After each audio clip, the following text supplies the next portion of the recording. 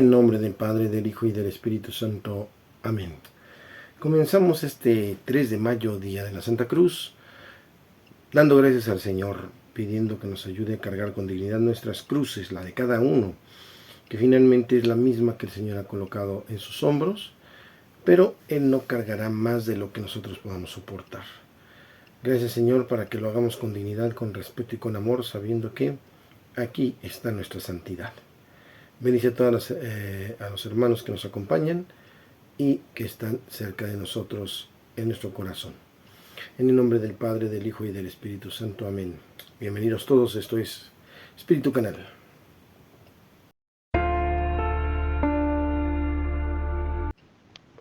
Lectura del Santo Evangelio según San Juan, capítulo 3, versos 13 al 17. En aquel tiempo Jesús dijo a Nicodemo: Nadie ha subido al cielo sino el Hijo del Hombre, que bajó del cielo y está en el cielo. Así como Moisés levantó la serpiente en el desierto, así tiene que ser levantado el Hijo del Hombre, para que todo el que cree en él tenga vida eterna. Porque tanto amó Dios al mundo que le entregó a su Hijo único, para que todo el que cree en él no perezca, sino que tenga vida eterna. Porque Dios no envió a su Hijo para condenar al mundo, sino para que el mundo se salvara por él. Palabra del Señor. En el Evangelio de hoy aparece este comparativo de la cruz de Cristo con el bastón de Moisés, que el mismo Dios pidió se fabricara. Checamos el dato que al ser levantado y visto, al acudir a él, hay salud. Asimismo hay salud para aquel que acuda a la cruz de Cristo, el árbol de la cruz, que es levantado para la sanación de muchos. Es un comparativo hermoso, una unión entre el Antiguo y el Nuevo Testamento que San Pablo nos regala, y principalmente en este Evangelio. Damos gracias al Señor porque Él es ese árbol que se levanta y que nos da vida, nos da salud, nos da una nueva oportunidad en la vida humana y espiritual. Y sobre todo en este contexto, pues la misma cruz del Señor, que en su sacrificio nos otorga una nueva oportunidad de vida, nos da una vida nueva, una vida plena en esa misma salvación de misericordia. Es nuestro Señor en quien creemos y a quien servimos, a quien obedecemos y amamos. Es nuestro Padre Celestial que está presente ante nuestras necesidades. En el Evangelio de hoy.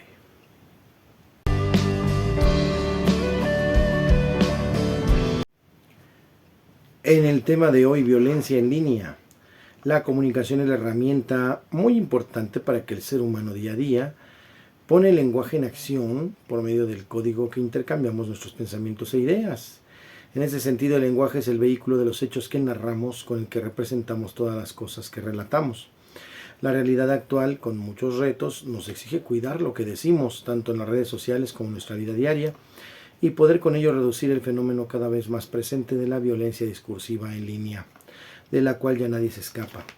La violencia discursiva es la manipulación de las palabras para hacer daño a otra persona, ya sea mintiendo, exagerando, parcializando datos, generando tensiones, conduciendo el pensamiento de otros o determinar a la persona por un acto que tuvo.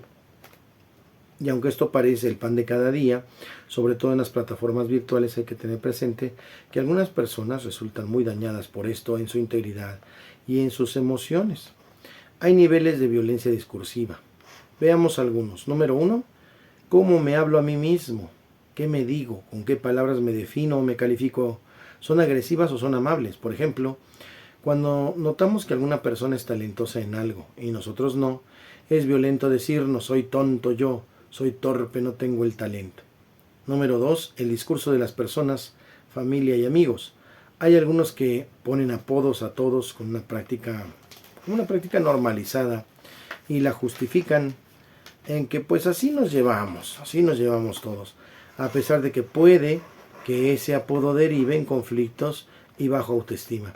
Y es que no es necesario llegar a los gritos o insultos, bastan los apodos o descalificaciones para ser violentos. Número 3, el problema en las redes sociales.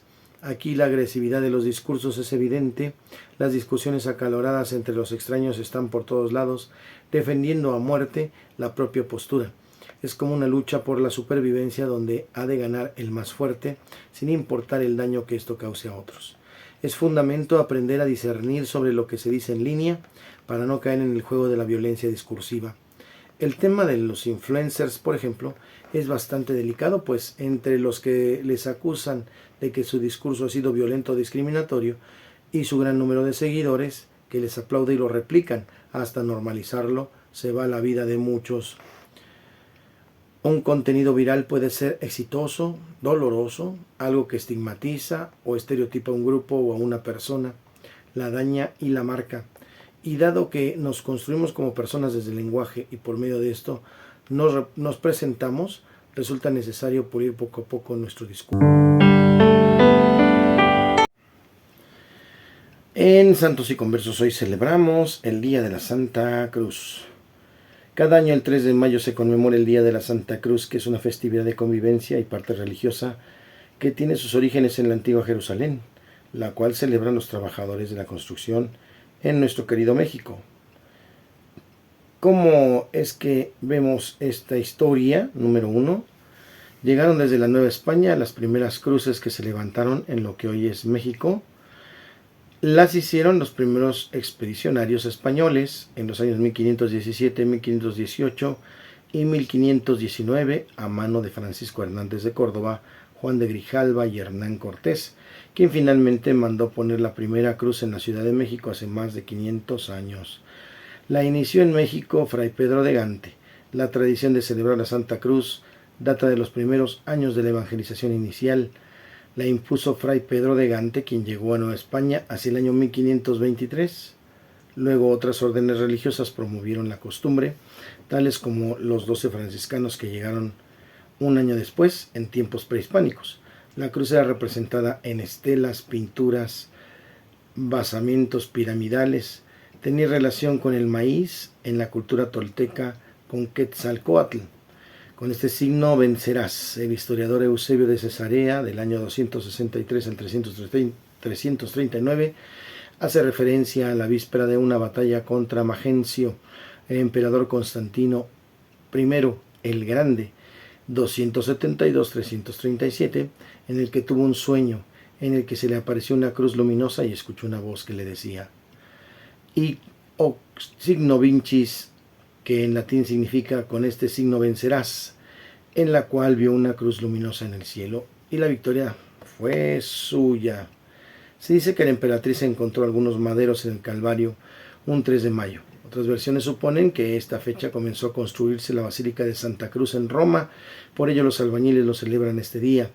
La historia también refiere que Santa Elena encontró 3 fragmentos de cruces para saber cuál era la verdadera, imploró la salud de varios enfermos y a través de la sanación de ellos pudo determinar en qué madero crucificaron a Cristo. Elementos religiosos en México. En México existen diversas reliquias de varias cruces en varios templos del mundo, incluyendo la Catedral de México, donde hay tres relicarios, que se conservan en la sacristía, en la capilla de las reliquias y en el coro. Quienes lo celebran este día cada año es común ver a los albañiles, electricistas, ingenieros y trabajadores de la construcción colocar una cruz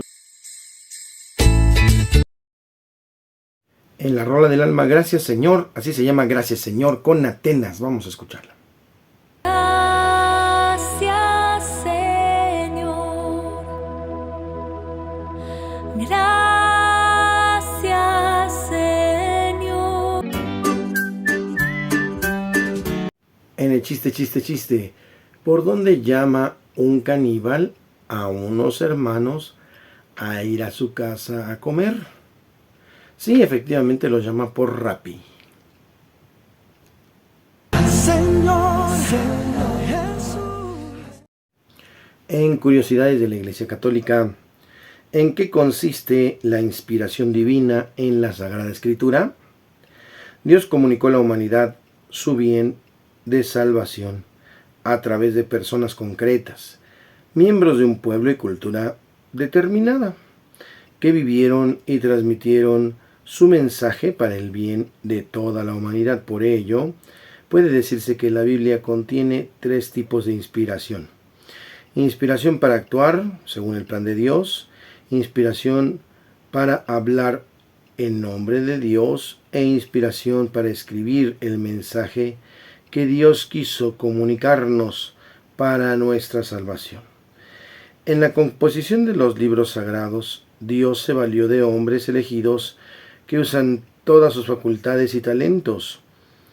Obraron movidos por el Espíritu de Dios, obrados por el mismo Dios, para dejar por escrito todo y solo lo que Dios quería.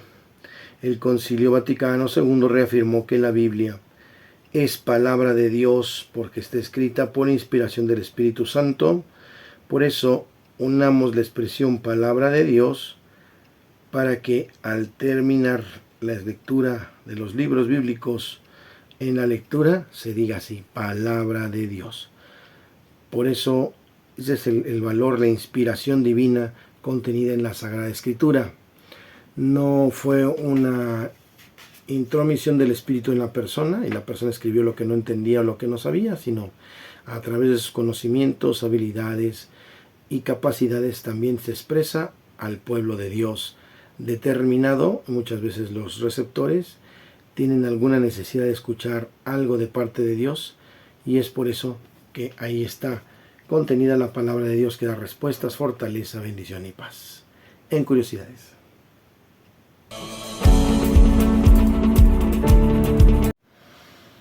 En la buena onda damos un fuerte abrazo a todas las personas que celebran la Santa Cruz, tanto trabajadores como lo hemos mencionado, pero también en las parroquias dedicadas a la Santa Cruz de Jerusalén.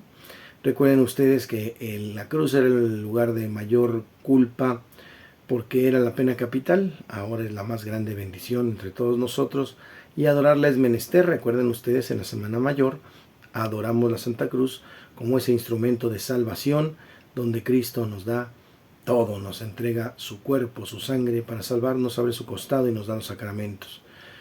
No es el instrumento de castigo en sí mismo, sino lo que representa. Algunos nos critican por traer nuestra cruz, significa el gran amor que Cristo nos ha tenido a todos nosotros.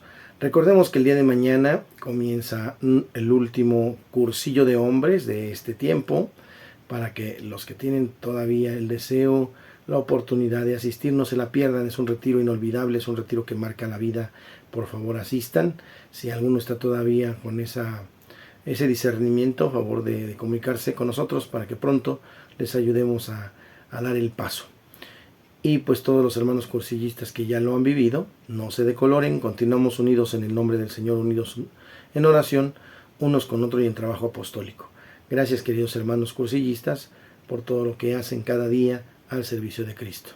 Reciban la bendición. El Señor les guarde, les protege, les bendiga, haga resplandecer su rostro sobre ustedes y les conceda la paz. Que les bendiga el Padre, el Hijo y el Espíritu Santo y les acompañe siempre. Yo soy el Padre Jorge Arturo Moreno, contento desde esta mañanita aquí en Espíritu Canal. Día de la Santa Cruz, bendiciones y un abrazo para todos.